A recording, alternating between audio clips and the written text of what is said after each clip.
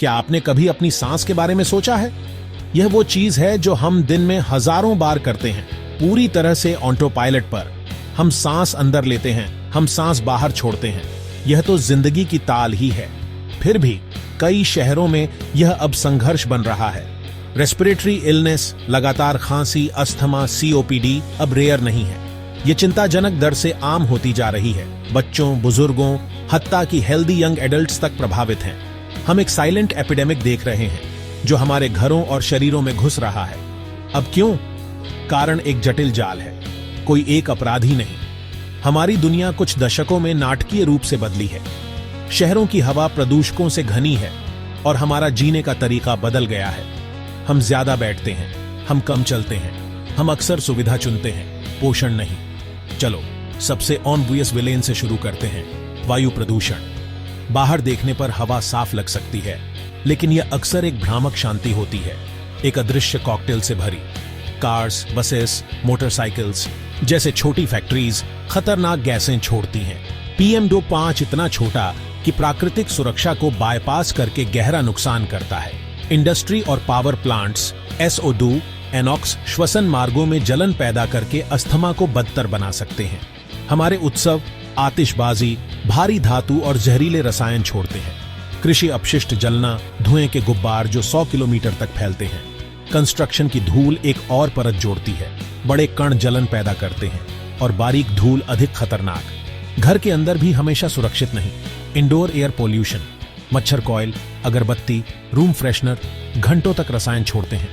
खराब हवादार रसोई, लकड़ी या कोयला, लगातार धुएं का बादल, खतरा बढ़ता है। BHU इसे सबसे बड़े पर्यावरणीय स्वास्थ्य जोखिमों में गिनता है।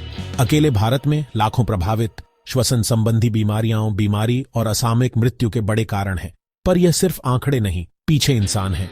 एक बच्चा जो बाहर नहीं खेल पाता, एक दादाजी जिन्हें सीढ़ियां मुश्किल लगती हैं, एक ऑफिस वर्कर जिसकी खांसी जाती ही नहीं। ये कहानियां कार्रवाई का आह्वान है।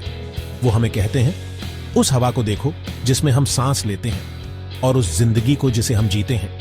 नाजुक गुलाबी फेफड़ों को बारीक रेशम समझो। गंदे पानी से साफ करोगे तो धीरे धीरे दाग और नुकसान होगा। वही हमारे फेफड़ों के साथ हो रहा है। ये दूर की समस्या नहीं, ये हमारे पड़ोस में है। बाहर की हवा को दोष देना आसान है, पर हमारे चुनाव भी मायने रखते हैं।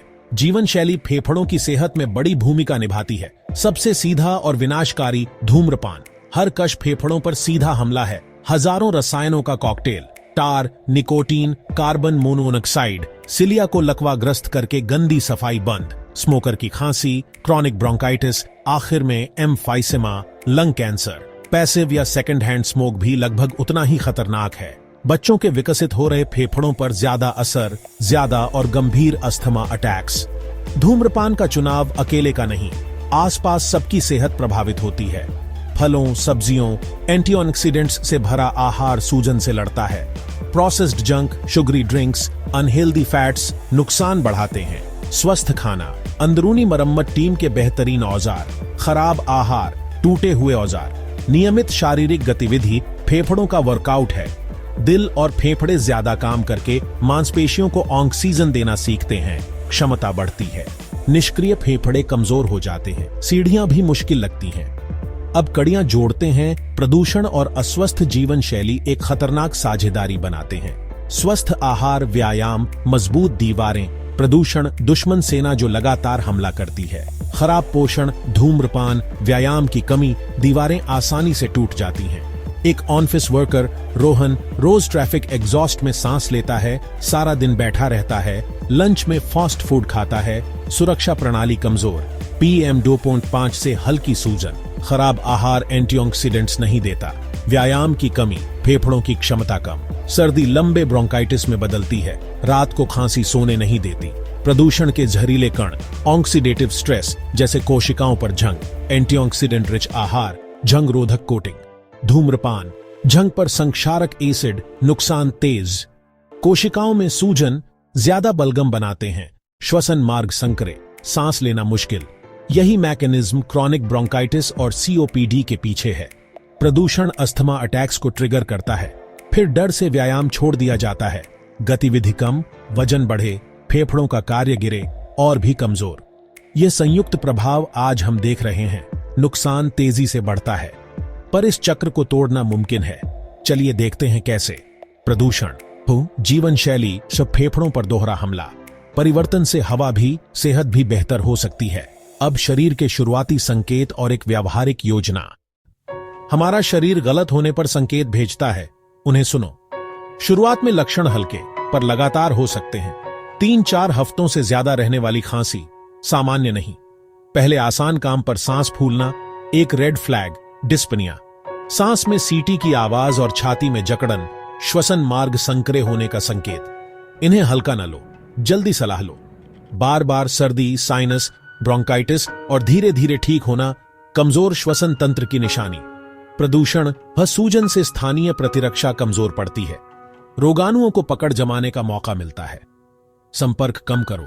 खराब AQI वाले दिनों में जोरदार बाहरी गतिविधियां सीमित करो। बाहर जाना हो तो अच्छी क्वालिटी का N95 पहनो। PM2.5 फिल्टर होता है।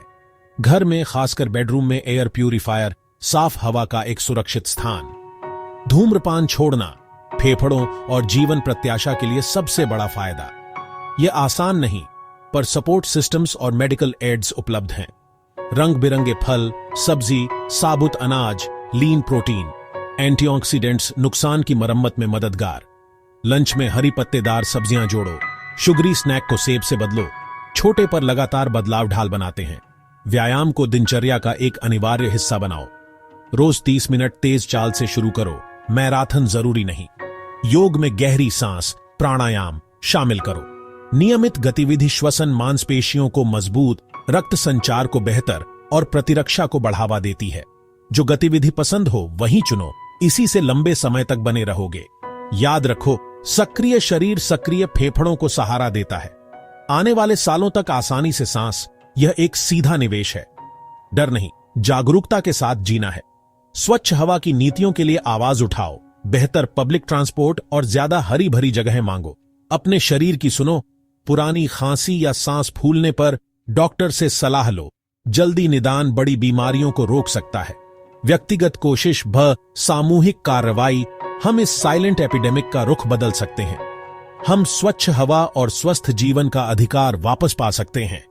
ऐसा भविष्य जहां हर सांस जीवन का उत्सव हो, न कि संघर्ष। अपना AQI चेक करें, रोज चलना शुरू करें और इस वीडियो को शेयर करके जागरूकता फैलाएं।